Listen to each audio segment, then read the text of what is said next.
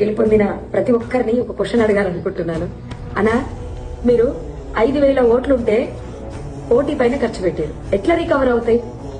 Maximum నెలకి 5 లక్షల పైన ఫ్రాడ్ చేయాలని అవి రికవర్ అవ్వాలంటే. పోనీ రాష్ట్ర ప్రభుత్వం నిధులు ఇస్తుంది, మీరు పనులు చేసుకుంటే బిల్స్ వస్తాయి అనుకున్నా రాష్ట్ర ప్రభుత్వం దగ్గర నిధులు లేవు, మీరు పని చేసుకున్న బిల్స్ రావు. ఎట్లా రికవర్ అయితే? మీ ఫ్యామిలీస్ రన్ అవ్వాలి, మీరు మళ్ళీ వినాయక చవితులకు దసరాలకు పెట్టే అమౌంట్ కావాలి, మీరు సంపాదించేది పక్కకు పెట్టండి. ఇవి రికవర్ అవ్వాలంటేనే నెలకు 5 లక్షలు అవుతాయి. ఎట్లా రికవర్ అవుతుంది? నాకు అర్థం కావట్లేదు, నిజంగా చెప్తున్నా. 3,000 ఇచ్చినోడు కోటు పడుతుంది, 2,000 ఇచ్చినోడు కోటు పడదు, ఫుల్ బాటిల్ దప్పినోడు కోటు పడుతుంది, హాఫ్ బాటిల్ దప్పినోడు కోటు పడదు, బిర్యానీలో మటన్ వేసినోడు కోటు పడుతుంది, చికెన్ వేసినోడు కోటు పడదు. ఇంత ప్రజలు ఉన్నప్పుడు ప్రజలు నాకు నిజంగా ప్రజలు అర్థం కాలేదు. అన్నిటికన్నా నేను బాధపడ్డ విషయం ఏంటంటే, బీటెక్లు ఎంటెక్లు చేసి కూడా జస్ట్ 2,000 ఇచ్చి ఒక బిర్యానీ పెట్టి బ్లాక్ డాగ్ ఇస్తే ఓటేసి, ఇంత దౌర్భాగ్యపు వ్యవస్థలో చదువుకున్న వాళ్ళు ఉన్నప్పుడు ఎవరైనా ఏం చేయగలుగుతారు? దేశం ఎట్లా మారుతుంది?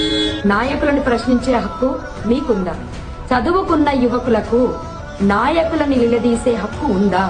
లేదు. మీకు ముమ్మాటికి హక్కు లేదు. నిలదీస్తే నిజంగా చెప్తున్నా, అది మీ తప్పు కూడా. నేను చెప్తున్నా, ఏ హక్కుతోటి అడుగుతారయ్యా మీరు గెలిచిన నాయకులని? ఏ హక్కుతోటి అడుగుతారు? బుద్ధుందా? నిజంగా చెప్పాలంటే 2,000 full bottle Black Dog bottle food, వీటి కోసం ఓట్లు అమ్ముకునేటోళ్ళు రేపు ఎట్లా అడుగుతారు? నాయకులను ఎట్లా ప్రశ్నిస్తారు? మీరు ఇప్పుడు ఫోన్ చేస్తారా?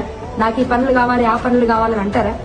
మీరు చేస్తే వాళ్ళు ఎత్తుతారా? వాళ్ళ తప్పేముంది? నిజంగా చెప్పాలంటే వాళ్ళు బిజినెస్ చేశారు, మీకు ఓటు వాల్యూ ఇంత అని చెప్పారు, మీరు అమ్ముకున్నారు. ఇంకెందుకు? ఒకసారి అమ్ముడు పోయిన తర్వాత ఇంకెట్లా అడుగుతారు మీరు? నిజంగా చెప్తున్నాను, నాయకుల తప్పు కాదు, ఓటర్ల తప్పు. నీ ధర్మానికి ఈడ వాల్యూ లేదు తల్లి, నువ్వు వద్దమ్మా అని చెప్పారు పెద్దలు. వాళ్ళకి మరొకసారి కృతజ్ఞత చెప్తున్నా. మీరు మారనంత వరకు ఈ సిస్టమ్ మారదు, ఇండియా మారదు. ఒక్కసారి ఆలోచించండి. మన దేశం మారాలి అంటే మీ ఆలోచన విధానం మారాలి. ఎందుకు చదువుకున్నాం? నాకు పడ్డ ఓట్లయితే నాకు పరిచయం లేని వాళ్ళు వేసిన ఓట్లు, ఓన్లీ నా గురించి విని వేసిన ఓట్లు అవి. వాళ్ళకి నిజంగా మనస్ఫూర్తిగా కృతజ్ఞత చెప్తున్నాను. ఒక్కడుగు నేను వేసాను, నాతో పాటు కొన్ని అడుగులు ముందుకొచ్చాయి. ఎంతైతే అంత అయింది, అంతే మొండిగా పోరాడతాను.